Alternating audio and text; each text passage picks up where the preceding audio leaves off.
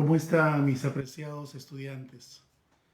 Es nuestra segunda semana, nuestra segunda sesión de este soporte pedagógico y antes de empezar modestamente con mi exposición, quiero saludar a cada uno de los maestros que se suman a esta noble tarea de corazón, no solamente en nuestra modesta casa de estudios, Uribe School, sino también a nivel nacional, al maestro peruano, que de vocación lo está realizando, porque a pesar de esta circunstancia, a pesar de este estado de emergencia, la educación no debe parar.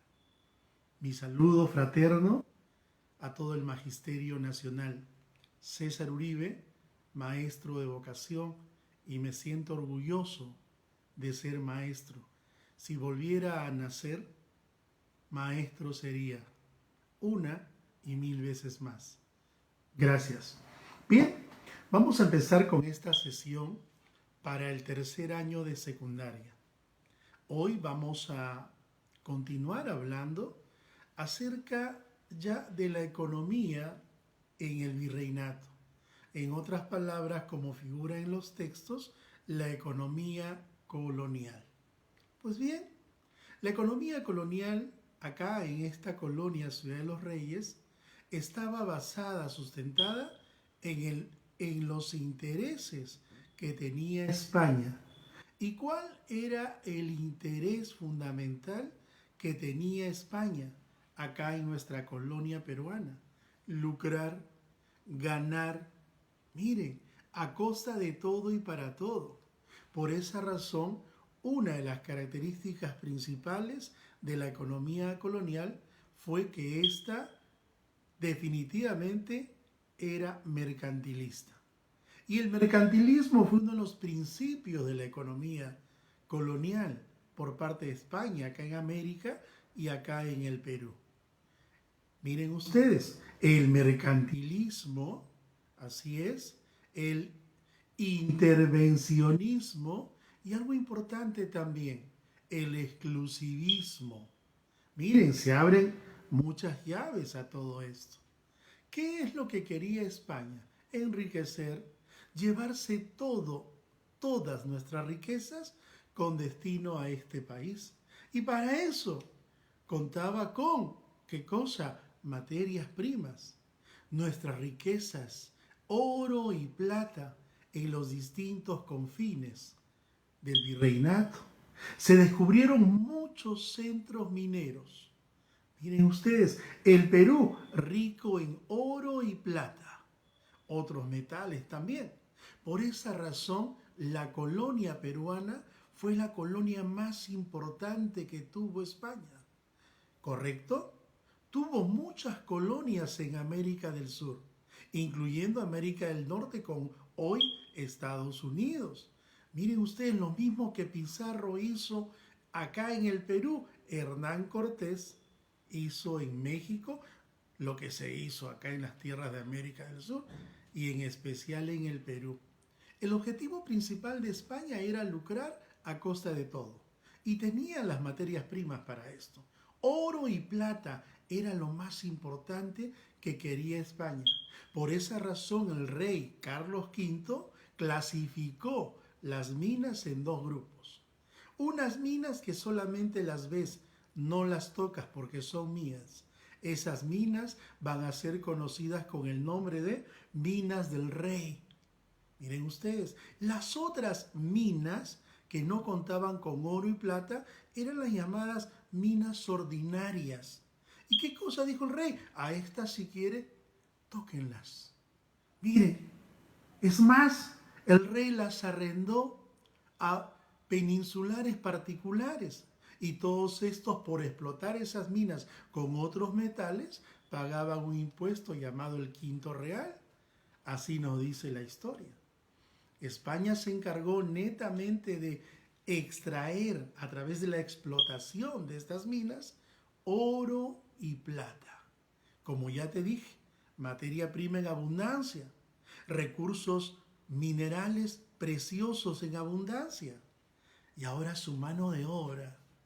Y la mano de obra fue la raza indígena. Los indígenas en estas tierras nuestras pagaron ese poder y la intención que tenía España. Pues no había indígena que no trabaje a latigazo o a palazos. Había españoles denominados, ¿para qué? Para hacerlos trabajar mañana, tarde y noche. El día tiene 24 horas y el español hacía trabajar al indio 20 horas diarias. Es más, el español descubrió, no sé quién, según los datos de la historia, ¿qué cosa descubrió? Que si tú le das hoja de coca al indígena, este, oye, a este se le va a reducir el apetito alimenticio y va a tener fuerza y vitalidad para el trabajo. Así que a partir de ahora, hoja de coca y hoja de coca. Por esa razón, debido al maltrato, debido al abuso, debido a la explotación, debido a la mala alimentación que el español a cargo hacía con el indio sometido, no había indio, señor. No había indígena en el Perú que pase los 33, 34 años. A esta edad ya estaban prácticamente postulando a cadáveres. Recién a partir de ese momento pues los invitaban a retirarse, porque toda la vida, desde los 5 años, desde niños, a los niños se le llamaba michis. Desde michis, 5 años, eran, ¿qué cosa? Obligados a trabajar en las minas para obtener estas riquezas. Según Bartolomé de las Casas, en una crónica muy importante, dice: si mis ojos no hubiesen visto, mis oídos no hubiesen creído.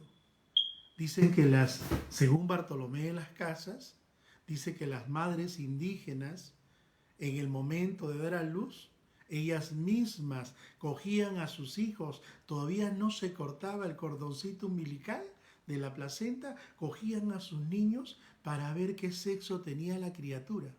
Si era varón, con el dolor de su corazón, les arrancaban, les rompían la pierna, la parte del fémur, porque solamente los inválidos estaban exonerados de trabajar en las minas. Ellas preferían llorar ese momento a llorar toda una vida de explotación a sus hijos indígenas.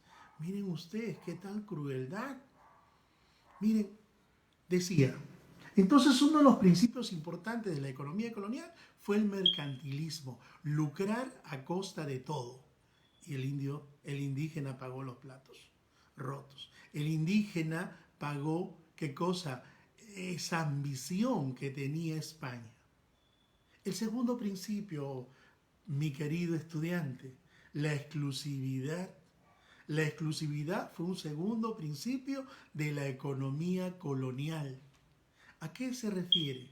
España ordenó, ¿qué cosa? A todas sus colonias en América del Sur, que él o que ella sería la única protagonista. ¿Para qué? Para vender a sus colonias. Ninguna de sus colonias podía comprar productos o artículos pertenecientes a otras potencias del mundo. España se ganó, ¿qué cosa? Se ganó la codicia, la envidia, la competencia por parte de grandes potencias como Francia, Italia, Holanda, en cuanto a su fabricación de productos. Miren ustedes, en cuanto a la fabricación de sus bienes. España dijo a sus colonias: ustedes son los únicos que pueden comprarme a mí, a nadie más. En otras palabras, debido a ese exclusivismo, aparece ¿qué cosa? Aparece un monopolio comercial. Solamente a mí, a nadie más. Y como España no tenía competidor, porque no lo permitía, vendía a precios exagerados. Miren ustedes, hasta que debido al monopolio comercial, debido al exclusivismo que España implantó en sus colonias de América, aparecen estos países competidores de España y empiezan a producir en su industria los mismos objetos que España producía y empezaron a vender a costos o a precios muy bajos de lo que España vendía. Y como las puertas estaban cerradas, lo vendieron por la ventana. Aparece primero ese plagio. Voy a fabricar el mismo producto de España. Aparece la piratería. Protagonistas, los países competidores de España.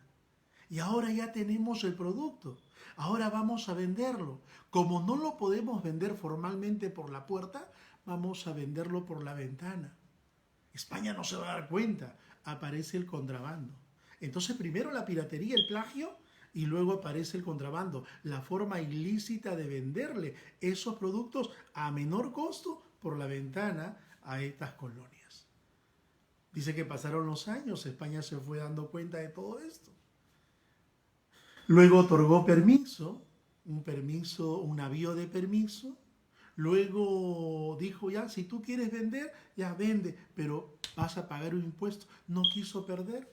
Finalmente con los años declara y decreta el comercio libre. Miren ustedes.